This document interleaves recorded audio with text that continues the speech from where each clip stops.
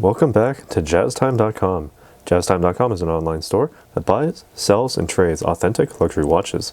We make these videos so you can easily choose the best watch for yourself in the comfort of your own home. We offer the lowest prices anywhere online, and if you'd like to know the price, simply click on the links in the description below. We greatly appreciate if you purchase your next watch from us at JazzTime.com. Today, we'll be talking about the Audemars Piguet Royal Oak Offshore Self-Winding Chronograph in black and green ceramic and rubber textile pattern strap, reference number 26405CE.OO.A056CA.01. As of the making of this video, this is only one of two currently available offshore chronographs with a black ceramic case and colored ceramic bezel that matches the mega tapestry patterned color dial. The only other one being blue. Both are boutique exclusives due to high rejection rates when processing, when creating these. And as such, these are highly limited and therefore can only really be sold at the AP boutiques. That is due to, Audemars Piguet essentially imposing a very, very high standard upon themselves to which the colors are actually applied to each part of their timepieces. And, they must maintain that specific consistency, right? So as you can see here, we do have access to them here at JazzTime.com. And if you'd like to purchase one, click the link in the description below to see it and purchase it. We'll be discussing the case, the bezel, dial, crown, bracelet, clasp, and the movement. And I'll be giving you my thoughts on this, on all of those aspects as we go over them. All right, so this case is 44 millimeters in diameter from finger to thumb, although it does wear a bit bigger because its height is much more than that. The thickness is 14.4 millimeters, and it is water resistant down to 100 meters, thanks to the winding crown, the closed case back, also made in titanium right there, just on that plate, and the scratch proof, or scratch resistant rather, sapphire crystal on the front. The bezel here is the green ceramic bezel with 8 hexagonal screws with slots following that octagonal form. On the face, it is brushed, finished, and on the sides, a very high polish, highly reflective finish along the sides there, with a very, very thick gasket just separating that return to that satin brush finish between the satin brush finish on the bezel to the brush finish on the case on the sides there. All right, that all helps with the water sealing down to 100 meters. All right, so the inner bezel, as you can see in there, is beveled into the dial in white with a tachymetric scale. And more on that, more on how to read it once we get to the chrono pushers. All right, so while we're looking here, the dial is actually a very unique gradient. It is what they call a smoked green dial. So at the very center, if I can get the colors just right here, it's a true green that matches this very, very dark forest green of the bezel. And as you move outward to the edges of the dial, you get a very, very dark, very, very extremely dark greenish black almost, and which is to say that this is truly a smoked green dial. All right, so all the texturing on here is that mega tapestry pattern known to be on those Audemars Piguet Royal Oaks, the offshores rather. All right, so you get the very large square patterns that give it a very nice repeating texture that doesn't really take too much away from what is essentially the main event here.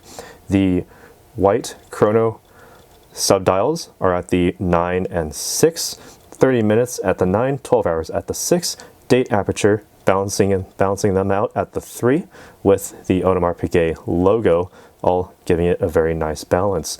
There's a small seconds dial at the 12 o'clock, a very interesting choice as it is also black, but given that all of these are actually made with a very light yellow gold look here, they give it a really nice accent. So you have that very nice sense of contrast and that added reflectivity in certain lighting situations that really makes those Arabic numerals and the hands actually stand out very, very nicely. All right, so that all adds to the readability, and it's a little bit hard to see within this light box because I only have a couple really highly specular lights, not so much diffuse light, but if I move it back a bit, you can actually see the color of that dial more with those contrasting gold accents. All right, so note that the enlarged Arabic numerals are slightly overlapped by that inner bezel with the tachymeter or tachymeter, but I won't say that that's too much of an issue because they're still extremely readable. And also note that that is not a double 11, that's a double index marker for the 12 o'clock position, so that's not an error.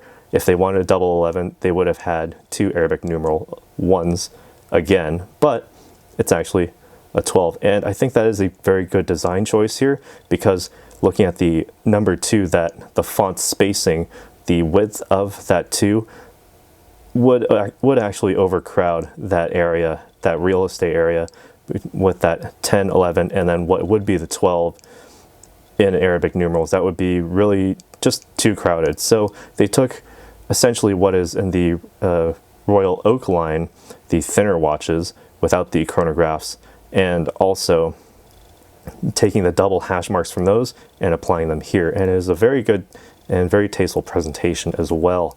All right, also note that there are only single index marks for the 3, 6, and 9. Nothing much more to say about that other than, you know, it's to give more space to all of the functions here, the chrono, subdials, and the date aperture. All right, so when we're looking at this, we can also note that all of those features actually do have luminescence. And let me turn the lights off here so you can see it. And there you go. It actually is glowing a lot brighter than it seems. It's a lot harder for the camera to pick up exactly how bright it is. Let me see if shining a black light on there would make them more radiant. It's harder to show on a camera with such a high ISO, but you can actually see that the luminescence, the green, actually does very well light up that green dial. If you're looking at it just right, you can see the dial patterning as well in the dark. So they've done a very good job. Audemars Piguet have done an excellent job on making this dial just beyond excellent, honestly. All right, and turning the lights back on. All right, we can talk about the crown movements because honestly this minute hand is kind of in my way here. So simply unwind the crown to the first position. This allows you to wind the watch. About 30 full winds is all you really need to get it started again to a full charge from a dead stop. All right, pull out to the second position there, and you can see in the date aperture as I rotate it about a half turn, or between a quarter and a half turn. You can advance the date by 1. So on February 28th or 29th, whichever the day happens to be, you can just simply rotate it once and you'll be, or a couple times rather, and then you'll be on the 1st of March. And perhaps, you know, on other months that have 30 days, you can just turn it once, and there you go, back to the 1st. All right, and pulling it out to the final position hacks the small seconds hand. As you can see, it has stopped, so you can then adjust the time to any sort of position for precise timekeeping. All right, and a little tip here, if you're adjusting the minute hand, move it forward slowly to the precise time that you would like, and then press in the crown, because if you were to move the minute hand backwards, it would actually jump forward a little bit. So that's a little tip that actually applies to just about every single watch, not just the Royal Oak Offshores, but literally every watch.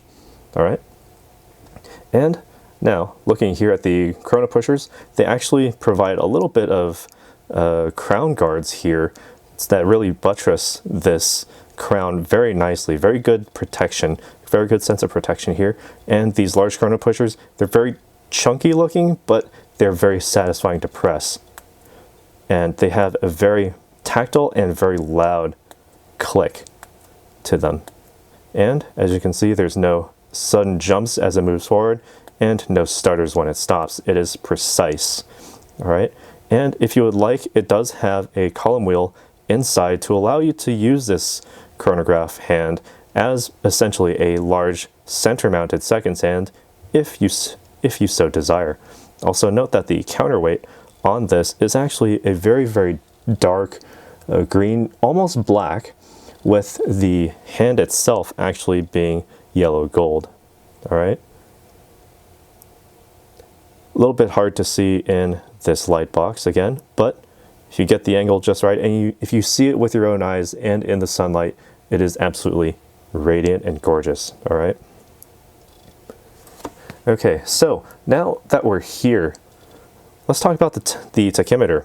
All right, so let's set this back to 0 because when you press the bottom tachymeter or the bottom chrono pusher, after having stopped it, it sets all of the dials back to 0 along with the large chrono hand. So if I were to just start the time here, and let's say that I passed a mile marker when I pressed that button. All right, so let's say I'm traveling down a road, maybe a highway, maybe somewhere through the desert where I can keep my speed relatively constant on the highway.